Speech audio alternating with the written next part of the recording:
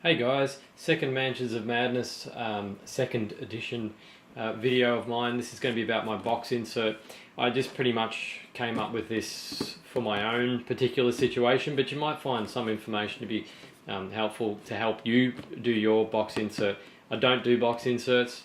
I don't even have that many board games, but I spent a fair bit of time, so I'm hoping that you get something useful out of it. So let's take a look at it. Now, this is also not how it's going to be in its final state either, because I'm planning to get some expansions and fit them in as well. So first thing to be said is that the lid is actually sitting up a little bit off the actual box, and there's a reason for that. I'll explain that in a moment. So if you take the top off, we have a few things, a few boxes. So the reason why the lid is sitting up, of course, is because these guys are sitting in the top.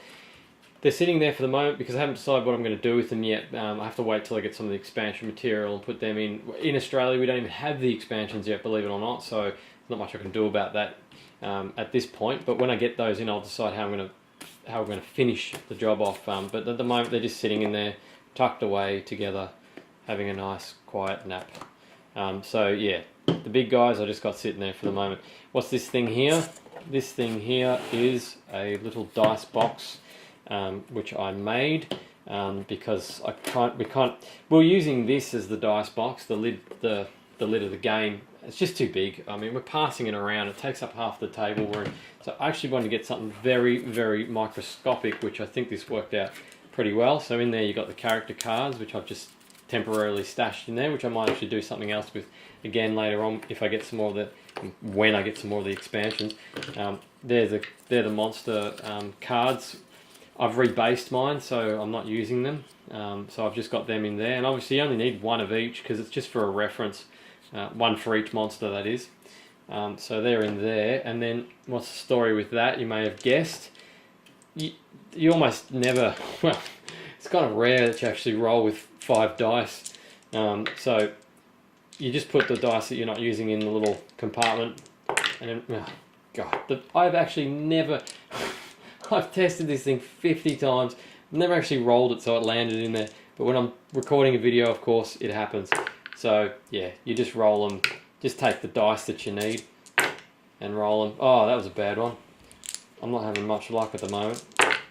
So you get the idea. So you just dump in there the dice that you aren't using, just to separate them, because we also found that we're constantly pulling the dice out, leaving them on the table. Who's got the extra dice? How many dice do you need? You don't have to do that. You just give them the thing, and then they've got all the dice in the dice box. What is this dice box? What is the dice box? Well, I think it's what a lot of people do. I saw a video on YouTube of someone do it. It's just a picture frame, and I've just stapled a bit of fabric on the back there. It's actually an Aldi picture frame. That's actually the front of the picture frame, believe it or not. That's actually the back of the picture frame. A little bit of wood went across the front there, which I'm now using for the base.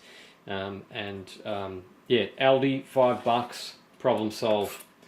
So that's the dice box with the dice and a few other bits and pieces. I'll just get this stuff out of the way so we can keep looking. So next we've got obviously the manual's kind of in the top there too, just the rules reference, not the how to play. Obviously you shouldn't need that after you've played a couple of games. Get these guys out of the way as well. This is where all the cards are stored. I've set my insert up not so much for how have I set it up? To get into a game quickly as possible, and also to be compact. So they were the two priorities for me. Everyone's got their own way that they want to make their own insert. For me it was compactability, because I knew I was going to put other expansions in there as well, and ease of setup, or speed of setup really. So with this it doesn't get much quicker than just taking the lid like that, and then you just pull that out and the cards are done. That's simple.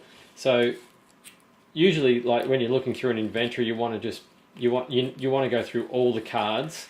So it's relatively easy just to pull them out of there, just slip them out, find the card you want, and then just put them straight back in again. With the spells, we're finding when we're playing a game, pretty much you just take, if you've got a spell, you just take the whole deck, because you're constantly flipping through them anyway. Unless two people can get the same spell, I don't know. In which case you could probably put it back in the compartment. But yeah, that's it for the card trays. I think it worked out really well. I did a bit of a bodgy job actually trying to get that straight. I don't know if you're going to be able to see in the camera, but it's kind of, I'll just describe it. It's pretty much like going this way. It's not actually square. And I had a plan to actually make the lid, like basically visualize that gone and then another piece across the bottom so that you actually pull the tray out like that. But it just didn't work. I pulled it off and I put that, and now it's a lid, but that still works. The lid still works. Doesn't fit snug. You got to be careful how you hold it because it will fall out. It's a little bit oversized, but it stops the cards from just spilling everywhere, because you couldn't just have that in your box, obviously like that, because when you move the box around, they're all just going to spill all over the place. You have to have something over the top. But that's pretty compact, I think, fitting all those cards in that little compartment. So I think it worked well for me. Might not work well for you, but it certainly worked well for me. It's gonna make setup even faster than the quoted 5 minutes. So yeah, manual, and then we go down to the miniatures. And the miniatures are the reason pretty much that I actually decided to make the insert, because I thought, gone to all the trouble. How did you hear that? The wind outside? Is the game cursing the video? That was quite thematic. Yeah, so that's the reason why I actually made the box insert, because I got into all the trouble of painting them. I just didn't feel comfortable just chucking them all in the box or chucking them all in a bag, just knocking about. I didn't think that would be a very good idea, so I wanted to make a tray for them. So these bases I'm not using. I've just chucked them in there temporarily. When I get another expansion, I'll obviously be using all this area for the miniatures. Should be able to fit at least one more expansion in here. You know, I mean, I've still got a fair bit of space on that tray, but it takes a long time to do all these little this grid. It took me a long time to do the grid. It did my head in, to be honest, but yeah, got there in the end. And also quick as far as starting a game goes, because you just pull the tray out and then you can just pick the monsters and the investigators as you go off from the tray. So that works out quite well. And in the bottom we've just got little bits and pieces left over. There's a conversion kit, which could probably go in the Mansions of Madness first edition box, because my friend's actually, he's left his game here, so I probably should just put that in there. They're the bases that I used to rebase the miniatures, and they're the remainder of the monster tiles. And then there's just all sorts of bits of crap in here, which doesn't really need to be in here. When things get tight, when I get an expansion, I'll just remove all this stuff that doesn't necessarily have to be in there, and I've got heaps more room to put extra monsters and all that business. In fact, I'm thinking of putting tiles, like, because you obviously get more tiles, just stacking the tiles up higher, and then putting the larger monsters down here across the bottom there, and then it'll lift the whole thing up a little bit. The lid will sit off slightly, but it should all fit pretty good. So it should work out quite well for that. So yeah, what do we got? We've just got the tiles left, which fit into pretty much a perfect square like this. I'll pull them out for you so you can see them. Like that. Fits in a perfect square if you stack them like that. Halves, and then the full ones on the bottom. And then all of the tokens. And there's quite a few tokens, and again I wanted to save room and make it quick to set up. I'll just zoom in so you can see a bit closer what's going on here. This might not be ideal for everybody, might not be ideal for me because we haven't actually had a game with this box insert yet. I've only finished it a couple of days ago. This one's tight, the other one's loose, this one's tight. Just give it a bit of a wiggle, it comes off. So that is all the tokens, and I'll just explain my train of thought when I was making it. When you do, I've only done a couple other box inserts, and I've just followed other people's guides. When you make them so that you've got a wall at the back here, and then a gap down the middle, and then this row would be up a bit. You stick your finger in the inside and you pull them out like that. You're kind of taking up space, because you need to have a fair bit of space in between. This goes for the cards as well. You got to have a fair bit of space you probably need like that much space, and then you'd have the next bit up here. So it uses up quite a bit of space doing it that way, because you've got to be able to get your fingers in there. Or for the tokens, if you want to just have little open squares where you can just put your fingers in and scoop them out, that takes up even more room, I reckon. You need to have room to be able to get them out. So the idea behind this was that I'm just going to leave the fronts open, and like the other one, have a lid that goes over the top, so it saves a lot of room. It could be a pain, like if I just show you an example, let's just say I need to get one of these features. I pull out the tiles, I find it, oh there it is, it's the bookshelf or whatever, and then I've got to put them back in again. So I've got to stack them back up, and I've got to get them back in there, which is no easy feat. Like that is, you know, I mean, that wasn't too bad, but some of the other ones where you've got like these guys, you've got to pull all them out, find the one you want, and then stack them all up and pile them back in again.